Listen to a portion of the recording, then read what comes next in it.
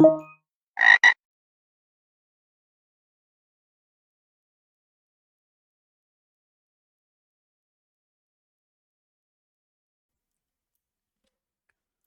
right, this is a guided walkthrough for the VulNyx platform's HackingStation challenge, and let's get started.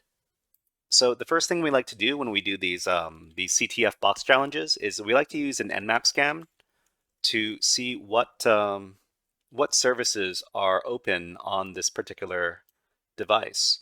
So the IP address is going to be 10.0.2.85. Let me adjust this. Okay, so we run Nmap with a bunch of different arguments to get some different results from the scan. So the scan is used to determine which ports and which services are open on the server. And we do that with the -p- argument here. To find out, to run the scan very quickly, we're going to use this argument here, -t4, which means that the scan is going to run very fast, but not too fast. We're going to get very verbose output via this argument here, -vv, which means that we're going to get output before the scan is finished, which means that we can start investigating stuff right away.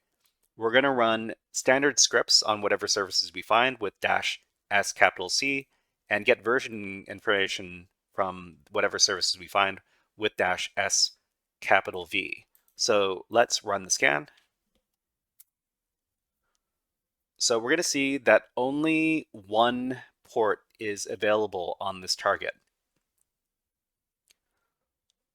So the port in question is port 80, TCP, and it's running the HTTP service. The HTTP service is web pages without security. So the version with security is HTTPS, but this is the older version, which is just HTTP.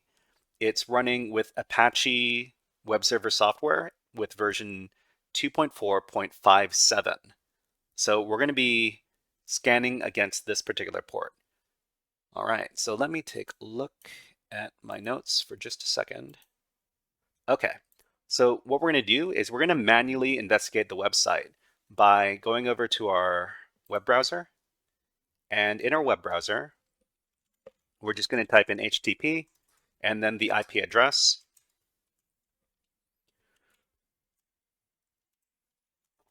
It is 85. Okay. So when we visit that page, we see that there's a picture of a good old Guy Fawkes here. It says, "Welcome to HackingStation. It is still under development, but use our search engine to find the exploit to hack your victim." So product on which you want to search for exploits, we've got a little user field here. We can search for some sort of product to hack against. And then it says, "Coming soon to HackStation, Nmap." Okay, so that's some useful information. All right, so we've got HackingStation over here. So anytime this is some sort of custom web app. And the custom web app, we're going to take a look here and we're going to type in some sort of product. Let's say we wanted to type in Nmap and search for this. So what we get here looks like it is using some sort of system command. And we can tell that it's using some sort of system command because it's referencing system directories here. So let's talk a little bit more about this. So this is a custom web app using OS commands.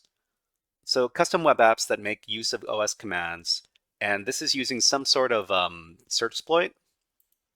This is using some sort of search exploit command over here, because search exploit is connected to exploit DB, and you're able to do some sort of search via the search exploit command, which means that this custom web app is using a system command, which is search exploit. So custom web apps that make use of OS system commands must be carefully tested to ensure any user input is filtered and sanitized properly. So this web app appears to be some sort of search engine for exploit database, and it's using search exploit. But it's vulnerable to OS command injection. So if we go back to the web app, and let's just go back, And so instead of any regular thing, we're going to use a OS command injection string. So the typical OS command injection string is going to start with the semicolon here, and it's going to end with the hash symbol here. The semicolon is going to stop whatever command is running on the back end, and the hash symbol is going to comment out whatever happens after this command. And in the middle, we're going to put in our OS command injection payload. So the OS command injection payload is going to be echo, and inside the quotes, we're going to see OS command injection is here, exclamation point. Okay, so if we can run this command and we see this message, then that means we can run OS command injection on this particular web app. So we search, and then down at the bottom, so there's a lot of output here, but at the bottom we see OS command injection is here, which means that we were able to successfully run system commands via the web app, which is really bad.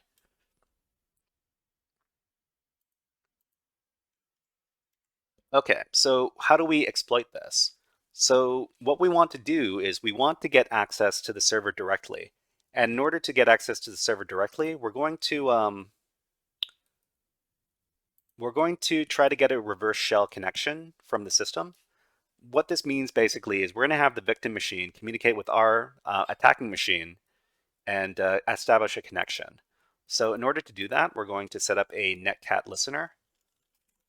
So we're going to run netcat, which is the tool that we're going to use to establish our listening connection over here. And we're going to run it on our attacking system's port 443. So in order to get a response from the victim machine, okay, so we've got our listening connection on port 443 on our attacker system.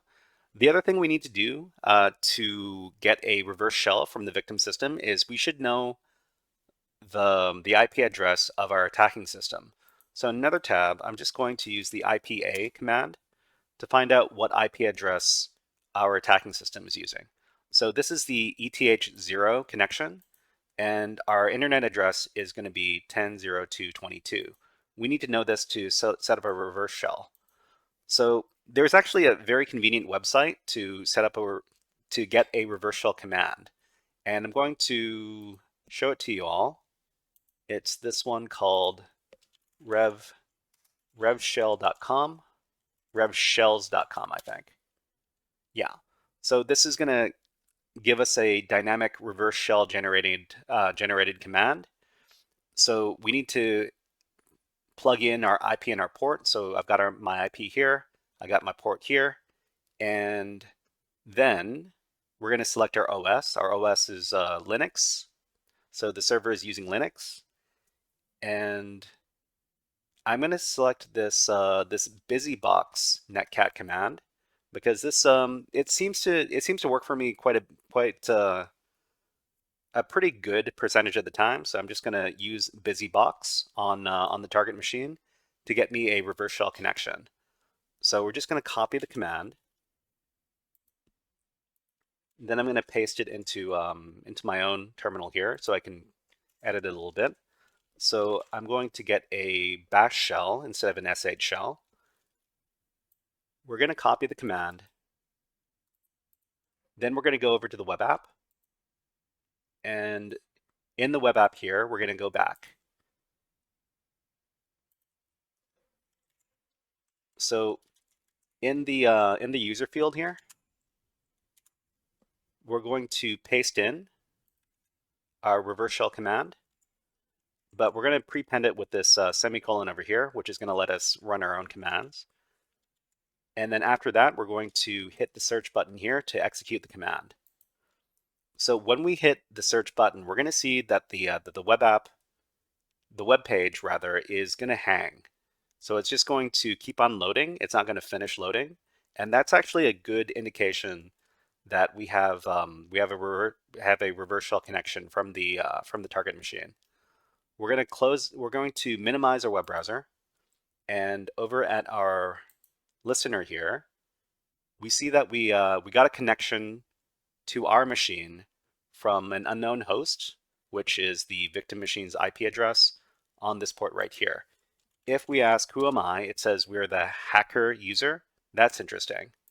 But anyways, we've broken into the machine, which means that we have to do a little bit where we put on a voice changer and do the scary hacker voice. Hey everybody, it's me, the scary hacker voice guy. The scary hacker voice guy comes out whenever we break into a server. You think you are hackers because you put up some sort of hacking web app on your website.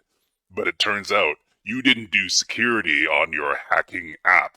So we were able to get OS command injection on it. Maybe you knew about this vulnerability, or maybe you accepted the risk. You accepted the risk. And now we're in. Okay, so that was scary hacker voice guy. All right. Now we're in, and so every time we break into a server, the first thing we want to do is we want to upgrade our shell a little bit. So the netcat shell is notoriously not very functional. So we don't have a prompt like we do over here. We can't do command history. We can't do tab autocomplete, and we can't do, and we also can't do terminal text editors. So we really want to upgrade ourselves. So the first thing we want to do to upgrade ourselves is we want to figure out which version of Python is on the system, because we can upgrade our shell partially using the Python program. So we're going to use the Python command, this one right here, import pty, which is going to import the pty module, pty.spawn. We're going to spawn our own terminal here, which is going to be a bin bash terminal. And now we got a prompt, and we have partial upgrade. Okay, so we've partially upgraded our shell, and we're going to upgrade it the rest of the way by doing this. So we're going to do Control-Z to background our process, and then on Kali Linux here, we're going to run stty-a to get some configuration. So we've got rows 27, columns 111. We're going to be using these variables to upgrade our shell. So after that, we're going to run this command here, stty raw -echo, and then we're going to foreground the process by using the command fg. So fg, and then hit enter. After that, we're going to export shell equals bash, export term for terminal equals xterm dash 256 color. And then we're going to use stty to get our columns, our rows 27, our columns 111, and then we can clear. So we can do everything now. So we can do tab autocomplete. We can do command history by hitting up and down in our with our arrow keys, and we can do text editors, terminal text editors with nano, for example.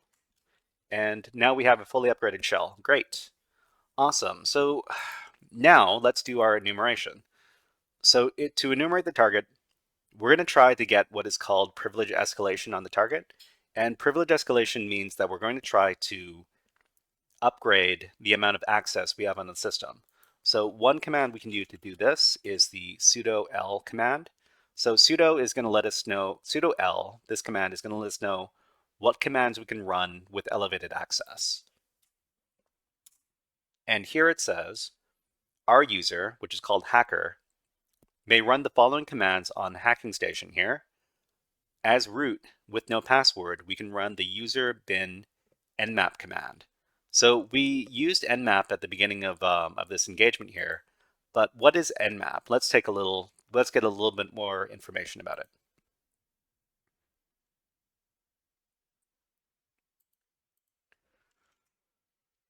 So our privilege escalation for this box is going to be sudo nmap.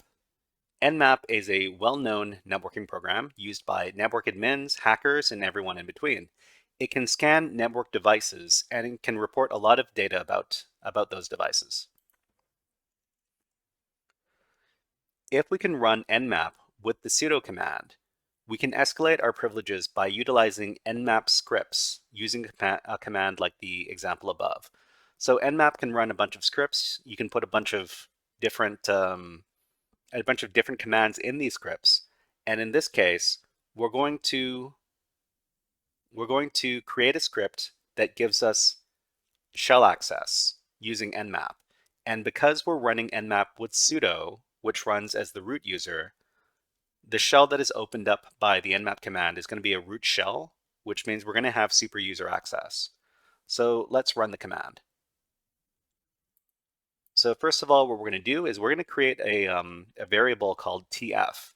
So tf is going to be the result of this make temp command over here, and it basically makes a temporary file. After that, we're going to create the command that gives us shell access. So it's os execute bin. I'm going to do bin bash instead of bin sh because I like the bash shell a little more. And we're going to put that into the temporary file, which is $tf. After that, we're going to run sudo nmap, and we're going to use the script that we just created, which is the tf variable here.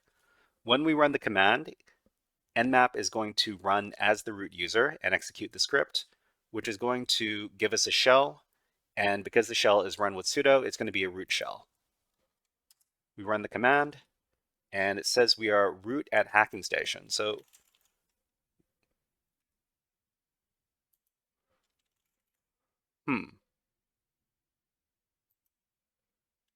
my terminal seems to have frozen. That's weird. Let's see. Bitbandit says try STTY echo. STTY echo. Huh, that worked. Thank you very much, Bitbandit. Wow. I'm not very used to using the STTY command, but that's a handy little trick. Thank you. Okay, we just needed to use STTY echo. Great. But I need to investigate why exactly that happened a little bit later. But we can read the root.txt file, and when we read the root.txt file, we've essentially solved the exercise because this is the goal of the exercise. But we're not going to read the root.txt file in the typical way. We're going to redirect the output into a file called iread root.txt, and we're going to run md5 sum on both of these files. And we're going to see that the md5 sum for both of these files are the same, which means that I've effectively read the root.txt file. The reason we don't read the root.txt file is because the organizers of the VulNyx website have told all of us people doing write-ups and doing live streams that they don't want the contents of the root.txt flag to be revealed on streams or write-ups. So that's why we read the file in a different way by creating this file right here. Because we're able to access the root.txt file and create this file here, we've essentially read the root.txt file and finished the exercise. Thank you very much for watching this guided walkthrough for the HackingStation challenge from the VulNyx website. If you enjoyed the video, please click on like and subscribe on the video. But until next time, HackerFrogs out.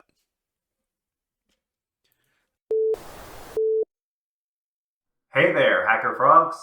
Are you enjoying this workshop? Learning new concepts and skills?